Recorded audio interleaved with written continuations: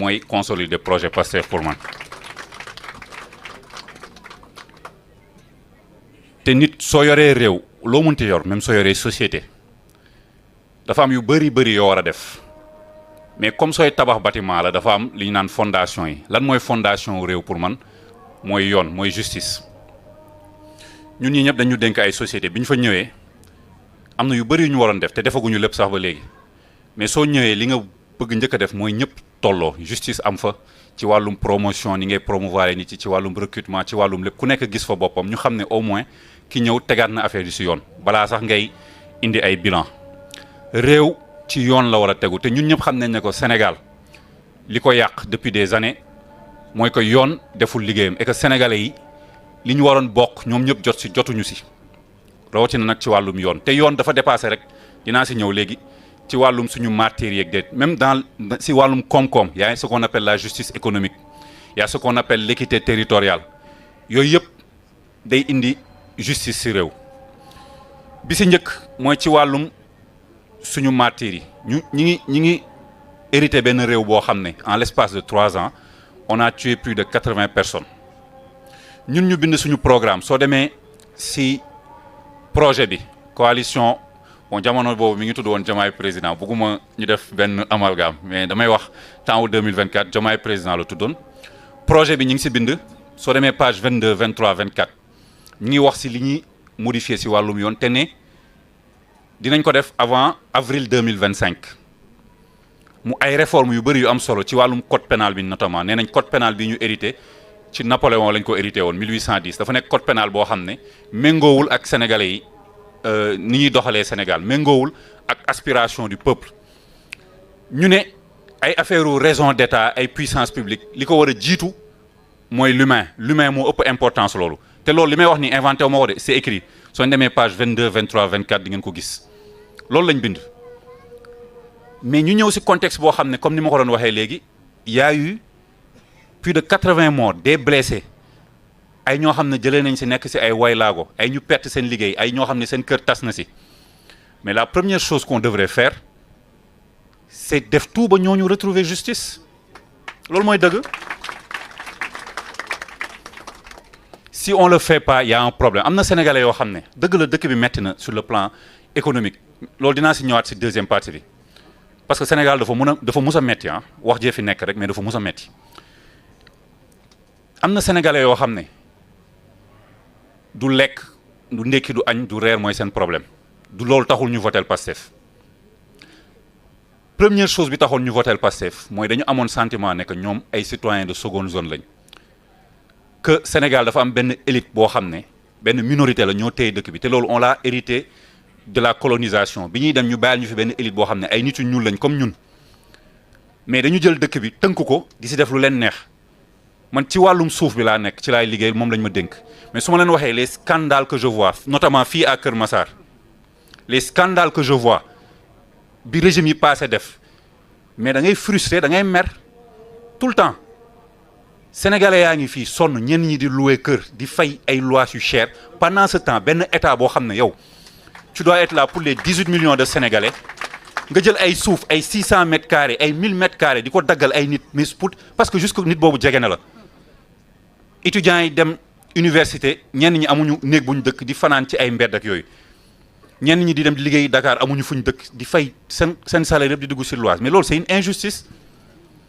te ñi ngeen doon fal ñi sénégalais yi doon fal ñoo ko doon def donc loolu c'est inacceptable pour man soo gisee des fois may waxee xol wala di mer loolu moo may merloo c'est-à-dire c'est ces injustices là que je vois tout le temps te ñun ñu war ko régler mais même loolu ñun ñii ba léegi réglé guñu ko et c'est très lent man bind naa wax naa c'est ay cas yoo xam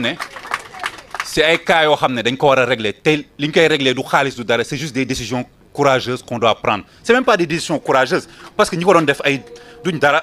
ay nitu dara donc ça il faut le faire man je ne comprends pas pourquoi état bi yéex ci affaire genre décision yooyu donc injustice boobu dafa am ci wàllum justice bi martyrs yi mais vraiment y a un moment donné nag munoo wax sénégalais yi ne que da nga indi rupture da ngay changer réew mi ñu toog 3 ans dégguñu enquête dañ ma bëgg a wax Sénégal ak nu ñu amee gendarmerie bu xarañ police bu xarañ ay magistrats nee na ñu xarañ en 3 ans on ne peut pas identifier benn nit bu rey benn nit mënuñu ko identifier en 3 ans loolu lan lañ koy layalee bu yàggee man en tout cas personnellement j'ai pris ma décision personnelle man dootuma ci waxati bu yàggee parce que mënuñ ñëw fekk Sénégal ne nit ñi ñoo sàcc dëkk bi dafa metti ils ont fait 7 milliards de dollars de dette cachée ñoom ñoo rey ñoo def lii ñoo def la ba pare yow mënoo si jàpp kenn tëj ko ne condamné ko ne kii moo def lii moo tax ñu def ko mais ça bu yàggee dafa am lu muy nuróol donc il est temps te la mort de l'étudiant Abdoulaye Bala malheureusement yàlla suñu borom moom na ko dañ koy ñaanal mais déclic la war a nekk si ñun ça doit être un réveil pour def li ñu war a def pour que justice ñëwaat ci réew mi boobu benn la beneen bi mooy sur la situation économique li may wax ni yëpp il faut ñu koy wax Sénégalais yi pour ñu xam du ma ñëwaat si le constat premier ministre président de la République ñëpp jaar nañ ci xam nañ li ñu fekk ci réew mi mais ak lu ñu mën a wax te su ma ko gëmul woon du ma ko wax gouvernement bi mi ngi def ay efforts yu rëy yoo xam ne il faut que Sénégalais yi xam ko gis ngeen situation ñi ngi naan dëkk bi dafa metti bu dëkk bi dafa metti pourtant ñi doon fayeeku salaire ba léegi ñi ngi fayeeku salaire te en plus denrées de première nécessité yi lu si mel ne ceeb lu si mel ne diwlin nga dem ba sax ba si carburant yëpp a wàññeeku donc normalement pouvoir d'achat bi dafa waroon augmenter wu pour ñëpp ñiy profiter parce que mort étudiant am na génn di wax mais ñooñu ñoo yàq Sénégal ils ont détruit ce pays là ils ont pillé suñu amoon s'ils avaient un peu de honte rek ils raseraient les murs duñu sax génn di wax ñoom ñoo génn tey di rey làmmiñ di wax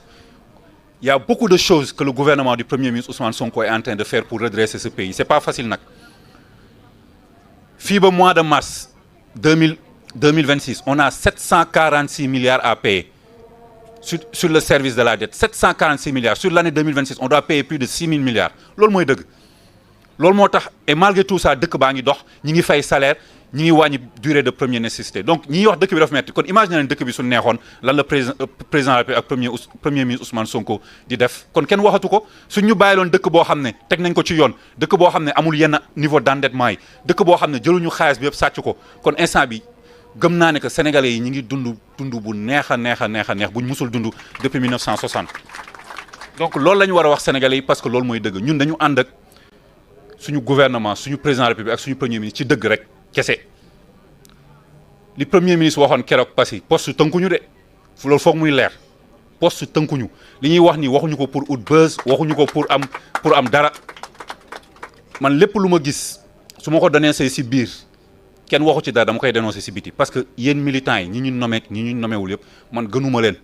dañ ma nommé peut-être parce que dañ ma xam am na militants yoo xam ne ils ont fait beaucoup plus que moi te kenn xamu leen te pourtant ñu ngi continuer di gëm si projet bi loolu moo am solo on est tous ensemble gis ngeen xam nga opposition bi lan moo leen naqari instant bi la mort qu'il y a eu là ñi gën a sévère si gouvernement bi ñun la DG Waly Diouf Bodiang moo génn ne on assume ce qui s'est passé ñun ñoo gën a dal suñu propre gouvernement loolu moo leen metti parce que ñoom suñu sañoon ñu mel comme ñoom rey étudiant ñëpp a génn di ut ay lay pour gouvernement bi naan non nii la demee ay terroristes lañ woon ak ay yu kenn xamul comme ñoom ni ñu ñaan def ñun on fera jamais ça parce que on est ay nit lañ ñun ay nit lañ duñu comme ñoom nga xam ne dañ fi doon génn di justifier lu kenn xamul di rey ay plus de 80 personnes di génn naan ay terroristes lañ di rey ay doomu jàmbur di nekk ci réseaux sociaux yi di ñu reetaan ak di ñu kekkatoo pendant que des jeunes étaient en train de tomber sous les balles du régime xam ngeen lu tax étudiant bi ñu rey wala université li passé déggoo fa bal c'est parce que ministre de l'intérieur dafa interdire policiers yi di jël seen ay gànnaay ay fetal di ko dugal biir université mais terewul am nañ fa benn mort te loolu c'est inacceptable sous le régime de Pastef c'est une tâche ñu bëgg ko ñu bañ ko c'est une tâche qui va nous poursuivre fi may terminer nag li ñu war a def encore une différence ak régime yi fi nekkoon mooy cas bi ñu régler ko rapidement mu bañ mel comme li mu daan mel avant maanaam ñu taf yëngal après dem jël xaalis dem jox njabootam ne ko waaw loolu dafa compliqué mënuñu ko régler ñu passé ci leneen loolu waruñu ko def il faut rapidement identifier ñi ko def jàpp leen wan leen sénégalais yi condamné leen ñu wax ne que takk der wala sénégalais lambda amoo droit di rey sa moroomu sénégalais ci tayef loolu c'est inacceptable li ci des nag ñun Pastef la mooy ñun on est xam nañ lu ñu dugal fi ñun on n'est pas des militants alimentaires fii kenn dugg fi parce que Ousmane Sonko dafa rafet wala c'est le plus beau Ousmane Sonko li ñu dugal ci moom c'est parce que dafa dénoncé loo xam ne kenn sañu ko woon dénoncé dafa wax loo xam ne ñun ñëpp dafa nekkoon suñu xol yi ñu toog suñu kër sañu ñu ko wax Ousmane Sonko man du ma fans club kenn man awma ku may fan wala di ko idolâtrer mais Ousmane Sonko j'ai le plus grand respect pour lui c'est quelqu'un qui ne mérite plus de souffrir ku fi nekk DG tey même su dee du poste moo la tax a jug moo tax nga nekk ko ku fi nekk premier ministre ku fi nekk président de la République moo tax nga nekk ko loolu da nga koy accepter am na ñu bëri Sénégal ñu ëpp xam-xam Ousmane Sonko am na ñu bëri ñu ko gën a rafet am na ñu ko ëpp xaalis mais li tax sénégalais yi topp ko du loolu yëpp li tax sénégalais yi topp ko parce que nitu dëgg la te bëgg na réewam dañ ko war a jàppale te le président de la République Bassirou Diomaye Diakhar Faye moo ko njëkk a wax moom moo war a nekk te gëm naa ne nekk na ko le premier militant de Ousmane Sonko moom moo war a def tout ba Ousmane Sonko nekk président de la République en 2029 maa leen di gërëm di leen sant jërëjëf.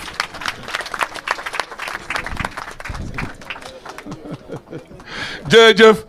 moom moo war a nekk le premier militant bi nga xam ne mooy xeex pour que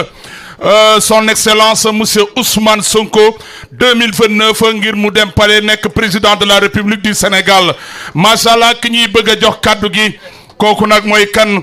kookoy kan di la wax ni kookoy Waly Diouf Bodian di directeur général bu port autonome de Dakar muy jàmbaar lool di ko xam ne dafa fekk port bi ci 360 et quelques places mu andi ko ba ci 160 et quelques places mu xeex di liggéey nekk ci port bi ne je suis pas là pour changer mais ce qui devrait changer changera nekku ne ñëw taxaw waxaat nañu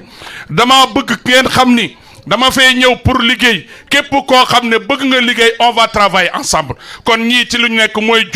jubal jubbanti ànd ak kan jàmbaar ji nga xam ne son excellence al mujaddid ki nga xam ne mooy le président Ousmane Sonko l'homme qui a élu les députés les maires les ministres les PCA les DG et le président de la République ma bëgg nag ngeen jóg taxaw ci kaw jóg leen taxaw ñu dugal Waly Diouf Bodian mi nga xam ne mooy l'homme bi nga xam ne moo ànd ak Ousmane Sonko the king de Keur Massar le big boss you are the man of all talent directeur jërëjëf sant nañ la bu baax gërëm nañ la nga imam Ndaw xaza rais mudiruna nahnu naarifu bi adalatihi wa hubbi amalihi Waly Diouf Bodian wa hubbi Ousmane Sonko wa hubbi Sénégal Waly Diouf Bodian ñanco fele jato fele alama alaye jo Casamance dungu fele Mali Fara Waly Diouf Bodian ni tata Bodian ni tata Barsasum tata Djubabouya i tata Marsasum i tata Sédhiou i tata Djubabouya Jafar Douma Jafar Santo ye Casamance dingul sewondi alama alaye jo ñanco fele jato fele tacc loon ko bu baax a baax Waly Diouf Bodian. Merci beaucoup.